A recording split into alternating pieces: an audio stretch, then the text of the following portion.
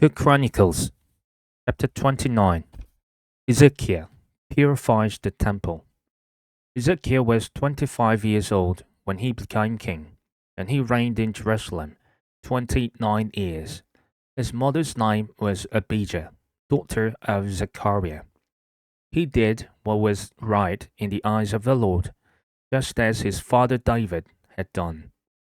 In the first month of the first year of his reign, he opened the doors of the temple of the Lord and repaired them. He brought in the priests and the Levites, assembled them in the square on the east side, and said, "Listen to me, Levites. Consecrate yourselves now, and consecrate the temple of the Lord, the God of your ancestors. Remove all defilement from the sanctuary. Our parents were unfaithful. They did evil in the eyes of the Lord our God, and forsook him. They turned their faces away from the Lord's dwelling place and turned their backs on him. They also shut the doors of the portico and put out the lamps. They did not burn incense or present any burnt offerings at the sanctuary to the gods of Israel. Therefore, the anger of the Lord has fallen on Judah and Jerusalem. He has made them an object of dread and horror and scorn, as you can see with your own eyes. This is why our fathers have fallen by this word, and why our sons and daughters and our wives are in captivity. Now, I intend to make a covenant with the Lord, the God of Israel, so that his fierce anger will turn away from us. My sons, do not be negligent now. But the Lord has chosen you to stand before him and serve him, and to minister before him and to burn incense." Then these Levites set to work. From the Kohathites, Mahath, son of Amasai, and Joel, son of Azariah. From the Merarites, Kish, son of Abdi, and Azariah, son of Jehalalel. From the Gershonites, Joah, son of Zimna, and Eden, son of Joah. From the descendants of Elizaphan, Shimri, and Jael. From the descendants of Asaph, Zechariah, and Mattaniah. From the descendants of Heman, Jehiel, and Shimei. From the descendants of Jeduthun, Shemaiah, and Uzziel. When they had assembled their fellow Levites and consecrated themselves, they went in to purify the temple of the Lord, as the king had ordered, following the word of the Lord. The priests went into the sanctuary of the Lord to purify it. They brought out to the courtyard of the Lord's temple everything unclean that they found in the temple of the Lord. The Levites took it and carried it out to the Kidron Valley. They began to consecration on the first day of the first month, and by the 8th day of the month they reached the portico of the Lord. For 8 more days they consecrated the temple of the Lord itself, finishing on the 16th day of the first month. Then they went in to King Hezekiah and reported, "We have purified the entire temple of the Lord, the altar of burnt offering with all its utensils, and the table for setting out the consecrated bread with all its articles. We have prepared and consecrated all the articles that King Ahaz removed in his unfaithfulness while he was king. They are now in front of the Lord's altar." Early the next morning, King Hezekiah gathered the city officials together and went up to the temple of the Lord. They brought 7 bulls, 7 rams, 7 male lambs, and 7 male goats as a sin offering for the kingdom, for the sanctuary, and for Judah. The king commanded the priests, the descendants of Aaron, to offer these on the altar of the Lord. So they slaughtered the bulls, and the priests took the blood and splashed it against the altar. Next, they slaughtered the rams and splashed their blood against the altar. Then they slaughtered the lambs and splashed their blood against the altar. The goats for the sin offering were brought before the king and the assembly, and they laid their hands on them. The priests then slaughtered the goats and presented their blood on the altar for a sin offering to atone for all Israel, because the king had ordered the burnt offering and the sin offering for all Israel. He stationed the Levites in the temple of the Lord with cymbals, harps, and lyres in the way prescribed by David and Gad, the king's seer, and Nathan the prophet. This was commanded by the Lord through his prophets. So the Levites stood ready with David's instruments, and the priests with their trumpets. Ezekiel gave the order to sacrifice the burnt offering on the altar. As the offering began, singing to the Lord began also, accompanied by trumpets and the instruments of David, king of Israel. The whole assembly bowed in worship, while the magicians played and the trumpets sounded. All this continued until the sacrifice of the burnt offering was completed. When the offering was finished, the king and everyone present with him knelt down and worshipped.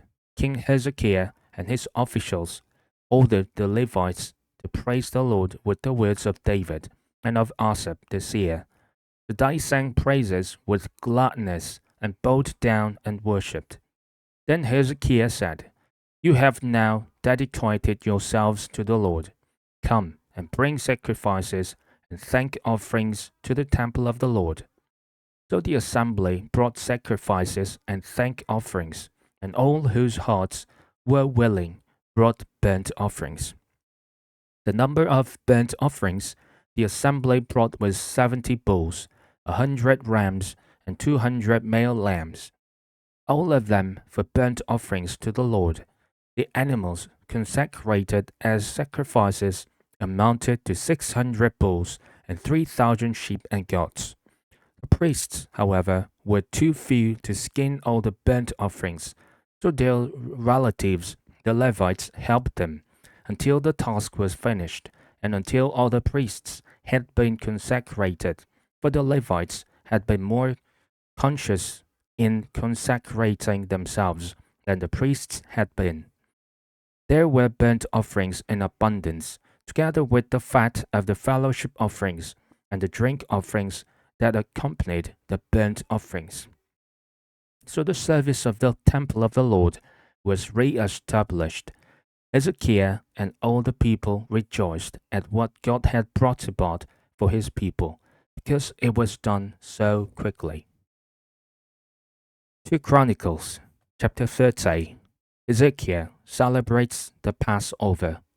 Ezekiel sent word to all Israel and Judah, and also wrote letters to Ephraim and Manasseh, inviting them to come to the temple of the Lord in Jerusalem and celebrate the Passover to the Lord, the God of Israel. The king and his officials and the whole assembly in Jerusalem decided to celebrate the Passover in the second month.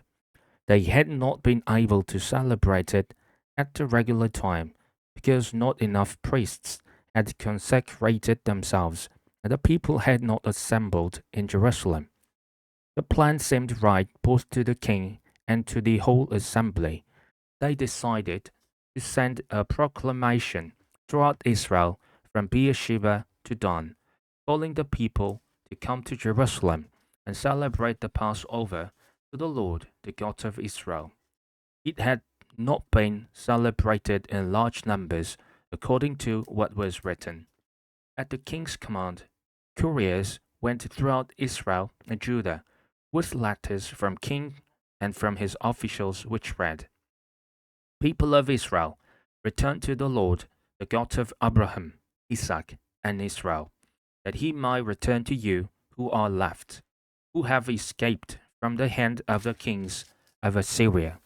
Do not be like your parents and your fellow Israelites, who were unfaithful to the Lord, the God of their ancestors, so that he made them an object of horror as you see.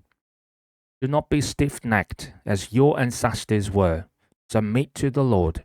Come to his sanctuary, which he has consecrated forever. Serve the Lord your God, so that his fierce anger will turn away from you. If you return to the Lord, then your fellow Israelites and your children will be shown compassion by their captors and will return to this land, for the Lord your God is gracious and compassionate. He will not turn his face from you if you return to him. The couriers went from town to town in Ephraim and Manasseh, as far as Zebulun, but people scorned and ridiculed them. Nevertheless, some from Asher, Manasseh, and Zebulun humbled themselves and went to Jerusalem. Also in Judah, the hand of God was on the people to give them unity of mind to carry out what the king and his officials had ordered, following the word of the Lord. A very large crowd of people assembled in Jerusalem to celebrate the festival of unleavened bread in the second month. They removed the altars in Jerusalem and cleared away the incense altars and threw them into the Kidron Valley. They slaughtered the Passover lamb on the 14th day of the second month. The priests and the Levites were ashamed and consecrated themselves and brought burnt offerings to the temple of the Lord. Then they took up their regular positions as prescribed in the law of Moses, the man of God. The priests splashed against the altar the blood handed to them by the Levites. Since many in the crowd had not consecrated themselves, the Levites had to kill the Passover lambs for those who were not ceremonially clean and could not consecrate their lambs to the Lord. Although most of the many people who came from Ephraim, Manasseh, Issachar, and Zebulun had not purified themselves, yet they ate the Passover, contrary to what was written. But Hezekiah prayed for them, saying, May the Lord, who is good, pardon everyone who sets their heart on seeking God, the Lord, the God of their ancestors, even if they are not clean according to the rules of the sanctuary. And the Lord heard Hezekiah and healed the people. The Israelites who were present in Jerusalem celebrated the festival of unleavened bread for 7 days with great rejoicing, while the Levites and priests praised the Lord every day with resounding instruments dedicated to the Lord. Ezekiel spoke encouragingly to all the Levites who showed good understanding of the service of the Lord. For the 7 days they ate their assigned portion and offered fellowship offerings and praised the Lord, the God of their ancestors. The whole assembly then agreed to celebrate the festival 7 more days. So for another 7 days they celebrated joyfully. Ezekiel, king of Judah, provided 1,000 bulls and 7,000 sheep and goats for the assembly, and the officials provided them with 1,000 bulls and 10,000 sheep and goats. A great number of priests consecrated themselves. The entire assembly of Judah rejoiced, along with the priests and Levites, and all who had assembled from Israel, including the foreigners who had come from Israel, and also those who resided in Judah. There was great joy in Jerusalem, for since the days of Solomon, son of David, king of Israel, there had been nothing like this in Jerusalem. The priests and the Levites stood to bless the people, and God heard them, for their prayer reached heaven, his holy dwelling place.